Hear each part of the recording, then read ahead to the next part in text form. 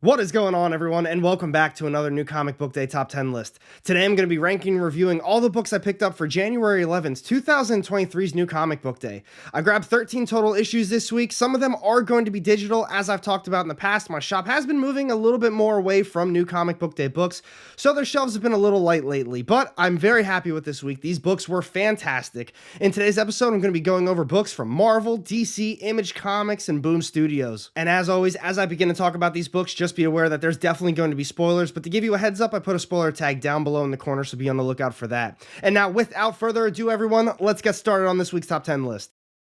Alright, so super quick, everyone, before I get started in these reviews, I just want to give a shout out and a massive thank you to everyone who's been watching and supporting this channel over the last couple of years.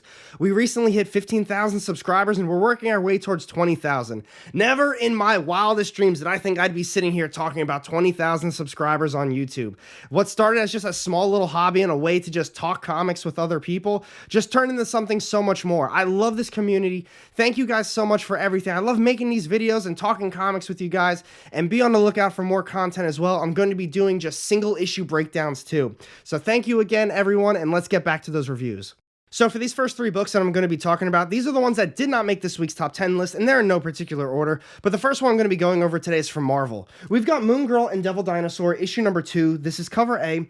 This series is actually a lot better than I thought it was going to be. I went into it with pretty much zero expectations, but the artwork is very nice, and the characters are a lot of fun. So this issue pretty much picks up right where the last one left off. Lunella is trying to convince everyone in the SAG Club that Olivia is a Kree alien, and she's the cause behind all of the mind control stuff that's going on. Her friends don't believe her at first, but as more and more weird stuff starts happening, they quickly believe her.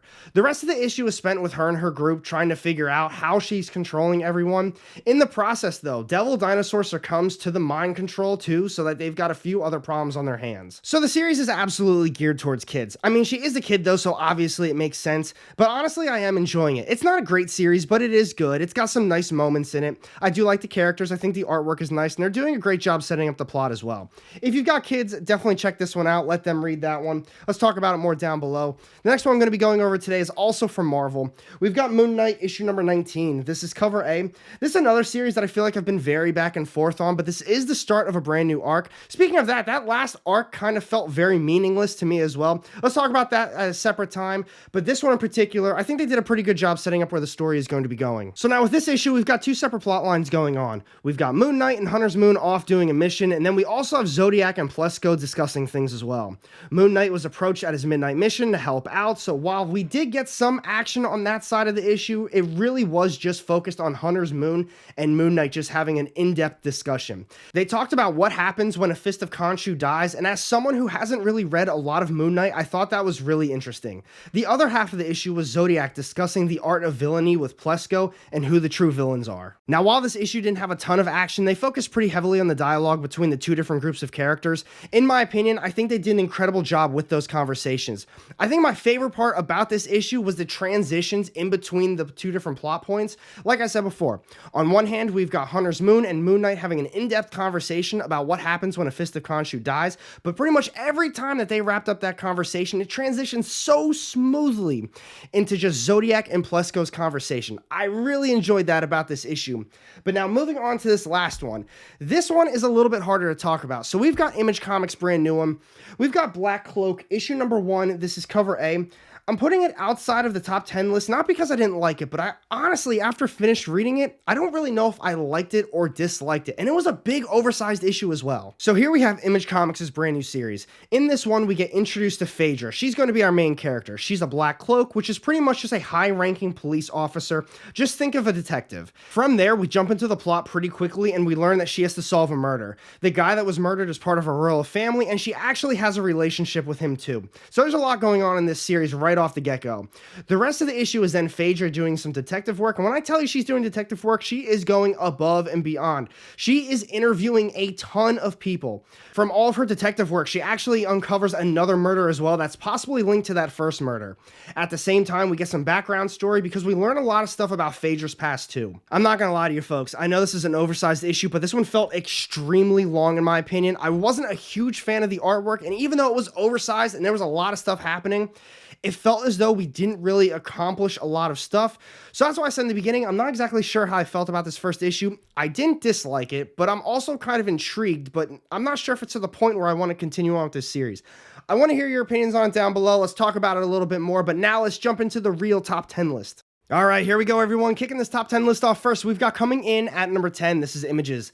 Little Monsters, issue number 9. This is the cover B Martin variant. I'm going to be real with you guys. This one kind of hurt to put it at number 10. I've been a huge fan of this series. I really like the artwork. I think the storytelling has been great. But to be honest, we're 9 issues deep, and they haven't really done too much with the story. Every one of these issues progresses it just a little bit, and probably the best part about this series has been just the character intros where they give a little background story on these vampires and kind of how they led them to where they are right now, but I want a little bit more out of it. This issue was set up just like most of the other ones, where we get a quick flashback on a character, and then we get shot to the present times. This issue is still focusing on the group being divided. One party wants the human, while the other part of the group is still trying to protect her. They also briefly show the twin that's still alive and he's being tied up by the other human. Not a lot of plot progression happens in this issue though. But one thing that I continue to love about the series is the character interactions. Lemire has done an incredible job introducing us to each individual character and how they've grown just into the story. And now, as I said before, we're officially 9 issues deep on this series, and as much as I am enjoying it, if you haven't already started it, I highly recommend just waiting for a trade paperback or a hardcover. These issues are extremely quick and easy to read, and at this point they're not really doing much with the plot. It's pretty much been the exact same plot for all 9 of these issues. They are doing, like I said, a killer job on just the character intros and the background story on them, but seriously, just wait for a trade paperback or a hardcover, get your money's worth out of this series. And for those reasons, we've got coming in at number 10 this week, we've got Little Monsters, issue number 9. Next up this week, we've got coming in at number 9, this is Marvel's Daredevil, issue number 7, this is cover A. They are doing an absolutely stellar job on this series. I love the artwork and the storytelling. Chip Zdarsky's done a phenomenal job just writing Daredevil. I do regret not finishing his last series. I still think I ended around 22 or 23. When they release an omnibus, I am 100% going to be getting that one. But at this point in the series, you don't have to read that last one to fully understand what's going on. I remember talking about the first couple of issues where it didn't make a lot of sense, but I think around issue number 3, maybe even number 4, things became really clear where they're going with the story. In this one, Daredevil is still trying to prepare his new army for their battle against Frank Castle and the Hand. He finally decides to put all of their training to use in this issue though. Daredevil takes his people off the island onto the mainland to deal with the situation. An apartment complex was taken over by Castle Max and they served fraudulent eviction notices. While Elektra is still conducting some training back on the island, the book became active and started writing in itself. It became very clear that they're going to have to proceed into stopping the Hand, and there's going to be a ton of action that's going to be happening in the next couple of issues. So now, while personally I'm really enjoying the series, I do feel bad for the fans that aren't reading the Punisher series as well. The way that they've proceeded with this plot line, it's kind of pretty much solely focused on Frank Castle and the Hand and everything going on in that run. That's what Daredevil's trying to stop. So I mean, if you're only reading Daredevil, you're not getting the full story in my opinion. Just how I feel, it still is extremely good, and I guess from reading both series, you don't have to completely read that one, but you should be caught up in it just a little bit to have an understanding what Frank Castle is doing in that one, because that's a really good series from Marvel as well right now. Want to hear your opinions on that one down below, and for those reasons, we've got coming in at number 9 this week, we've got Marvel's Daredevil issue number 7. So for the next one, everyone, this is one of the digital issues that I had to read, but we've got coming in at number 8 this week. This is Marvel's Predator, issue number 6. This is the end of the arc for those of you reading this one. This was a fantastic issue, and not only is it the end of the arc, but it's pretty much a wrap on the volume. If you're reading Alien, you're going to know what I'm talking about. Pretty much once they're done with the arc, they start a completely fresh story, and that's what it seems this one's going to do as well. This issue was so cool. The Predator found Theta, and the Turnstone is under attack. This issue was everything that the series has been building up to so far. They did an incredible job building up the suspense, and the payoff was well worth it. Everyone on the ship is trying to not just kill this Predator, but also outsmart it and survive. And now, as we head deeper into the issue, we learn that this Predator is the one that Theta's been hunting all of these years. So like I said, everything that they've been building up to with this story is happening right now in this issue. So now, in my opinion, I think they did a phenomenal job wrapping up this first volume. It was fantastic. The artwork was great. The storytelling was even better than that. But on top of that, the suspense that they were building from that first issue, the payoff was well worth it, and we finally got to see the huge showdown between the Predator and Theta. I'm not going to tell you who wins. You got to read it for yourself, and for those reasons, we've got coming in at number 8 this week, we've got Marvel's Predator, issue number 6. Next up this week, we've got coming in at number 7. This is Marvel's Miles Morales Spider-Man, issue number 2. This is cover A. Now, I know it's only 2 issues deep, but man, they are killing it on this one so far. The action, the artwork, the storytelling, it all feels so incredibly well done. Now, I know I'm a little bit more biased towards Miles. I'm a huge fan of that character. I really like the last series as well, but so far, they are off to an incredible start with this one. So right now in this series, they've got a lot of stuff going on. Miles is still struggling to balance everything going on in his life. He got suspended from school. Tiana and Genki are still upset with him, and he just doesn't know how to fix things. Plot-wise, outside of most of that, Miles does some investigating in this issue, and it turns into a team-up with Misty Knight. They actually have a nice talk about how he can get a better handle on everything happening in his life, but then it happens. During their investigative team-up, Scorpion shows up, so we do get some action in this issue, but it's mostly towards the end. The new character that we saw at the end of the first issue makes an appearance in this one as well. We still don't know who she is or what Miles did to her, but she's going to make sure everybody that he knows is going to pay. And now on top of all of that, we got left on an awesome cliffhanger. This was seriously a very well-balanced issue. I think they're doing an incredible job between storytelling and action and just diving a little bit deeper into Miles. And I think my favorite part about not just this issue, but they've done it in this series and they've done it in another series as well, is in between the action and all the dialogue between the different characters. Every once in a while when Miles is just sitting back and finally relaxing, he's writing in his journal, and just we get to see his inner thoughts, how he deals with his problems, and I love that just from there we get just a little bit more of the inner workings of Miles Morales. Definitely check this series out, especially if you haven't read anything from this character so far. This is a good new series to jump onto, and for those reasons, we've got coming in at number 7 this week, we've got Marvel's Miles Morales Spider-Man issue number 2. Next up, coming in at number 6 this week, we've got Marvel's Carnage, issue number 9. This is cover A. This series has really begun to take off. This is the start of a brand new arc, and everything has pretty much been leading to this moment. Just like most of the rest of the series, it follows Carnage and Kenneth, but then the other half of the issue, it's the story of Detective John Shade. We really begin to see Carnage's plans unfold in this issue and where things are really going to be going. The cool thing, though, is we get to see Carnage's lackey, Kenneth. He's now not 100% on board with everything that Carnage is doing, and on the other side of the story, we get to see John, and he's not so goody-goody anymore either. So what, are they potentially setting up maybe a big change when they eventually do meet each other again? Either way, Carnage is headed to the Forge to create the baddest weapon the universe has ever seen. We meet the Forge Master, Drorin, and basically the fate of the universe is now in his hands, if he's going to help out Carnage or not. This series has honestly gotten so good. I'm going to be honest with you guys. In the beginning, I wasn't completely on board with it. I was debating on dropping it a couple times, but I am so glad that I stuck with this one. This has honestly turned into one of the series that I most look forward to from Marvel every time it releases. And for those reasons, we've got coming in at number 6 this week, we've got Marvel's Carnage, issue number 9. Here we go, folks. We are down to the top 5 issues of the week. So coming in at number 5, we've got Images, Dark Ride, issue number 4. This is cover A. This is a phenomenal read from Image. I'm telling you what, the artwork and the storytelling. Now, I know I'm a big horror fan and I always recommend horror books, but I feel like there's just so much more to this story than just being a horror title. They're diving so deep into some of these characters. We're really starting to get more into the park and all of just the evil workings to it. This is something you definitely need to check out. So weird things are starting to happen in the park, and Sam isn't sure what to make of it all because he doesn't even know all the inner workings of the park just yet. But at the same time, he's got to deal with Summer, who's still looking for her missing brother Owen. Well, they do find him, and he's obviously not alive. Crazy thing is, though, is all the publicity reminded just everybody what Devil Land is all about. Merchandise is flying off the walls, they're selling out the park daily, and things seem to be going well for them. However, there's still that YouTuber looking for answers, so this issue ends with him doing some detective work. Oh, and he definitely finds his answers he's looking for. I love this series, I honestly do. Between the storytelling and the artwork, it is just such a fun, nice read. It's so much more than just a horror title. They're diving deeper into a lot of these characters, and there's just so much more going on in this park, and they are not holding anything back. Definitely check this one out if you haven't already done so, and for those reasons, we've got coming in at number 5 this week, we've got Images, Dark Ride, issue number 4. Next up at number 4, we've got Images, 10,000 Black Feathers, issue number 5. This is the variant cover scene. For those of you interested in the series, this is the series finale, and I definitely recommend checking this one out.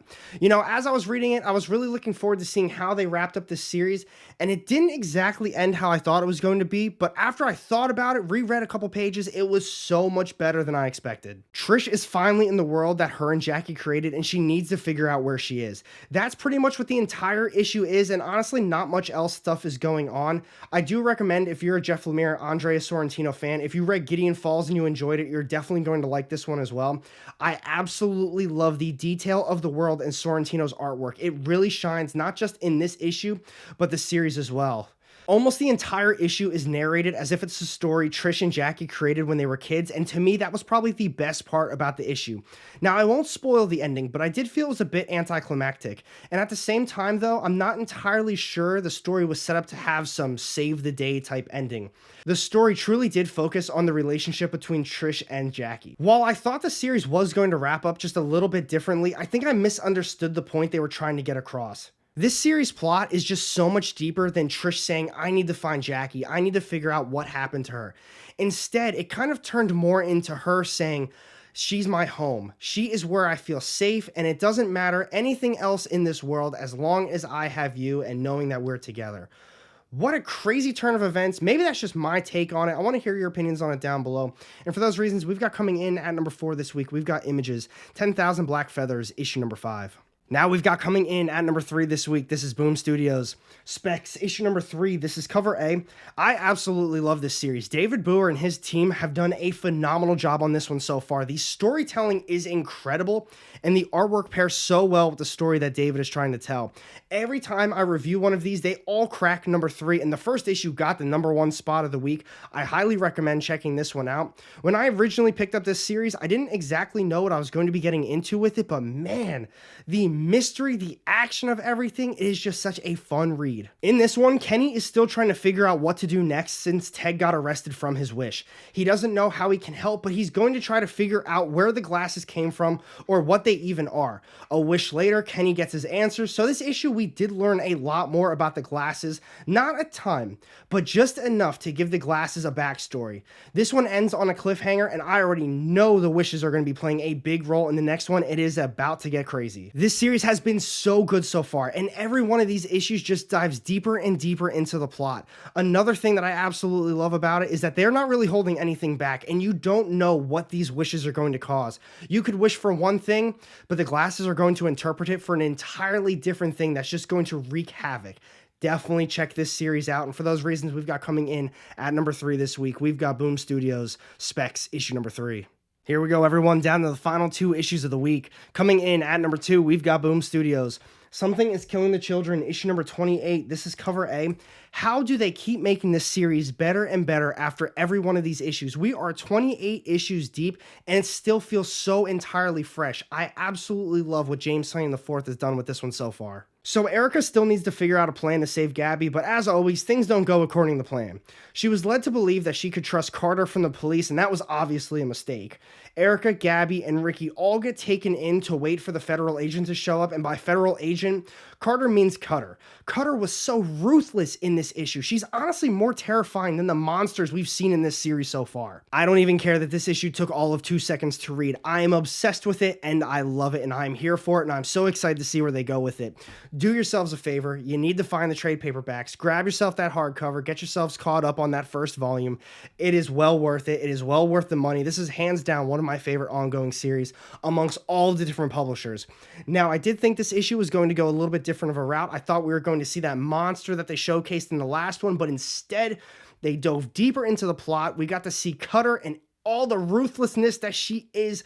I love it. I'm obsessed with it, like I just got done saying. And for those reasons, we've got coming in at number 2 this week, we've got Boom Studios, Something is Killing the Children, issue number 28. And here we go, everyone. This is it, my number 1 read of the week. Now, I did have to read this one digitally, but we've got coming in at number 1. This is DC's Danger Street, issue number 2. Holy hell, is this series good. I read both of those issues back to back. When the first issue came out, I did miss out on it, and a lot of you guys actually put it in as your number 1 and said, you got to pick this one up. It's very good. But I feel like none of you actually said how incredible it truly was. That is an incredibly well-written issue, and I loved everything that they did with it. And now, as far as the second issue goes, this one's dealing with the aftermath of everything that happened in the first one.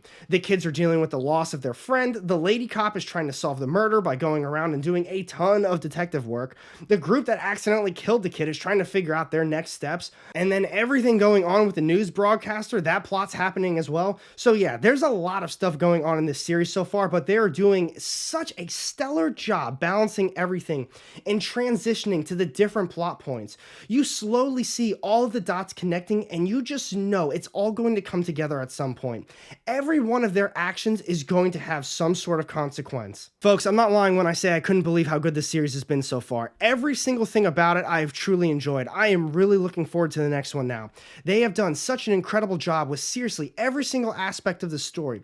There are a ton of different characters. Every one of these different plot points has multiple different characters, and I feel like they've actually gave us a nice little background on a lot of them, or at least went a little in depth with them. They've done such an incredible job with the transitioning between the different plots, the coloring, the artwork in general. It is all just so nice, and I'm really looking forward to the next one. So absolutely, we have hands down taken the crown this week is Danger Street, issue number 1 from DC. So that's a wrap on this week's top 10 list of books, folks. I hope you enjoyed this video. Be sure to comment down below which books you picked up this week and which ones you think I missed out on. And thanks for watching, everyone. If you did enjoy it, be sure to hit that thumbs up button. And if you don't want to miss out on any of my upcoming videos, go ahead and hit that subscribe button down below with notifications turned on. You won't regret it. Now, I've got 2 more sitting off this side here with more of my comic book content. Click on one of those, and I'll see you in the next one. Have a great day.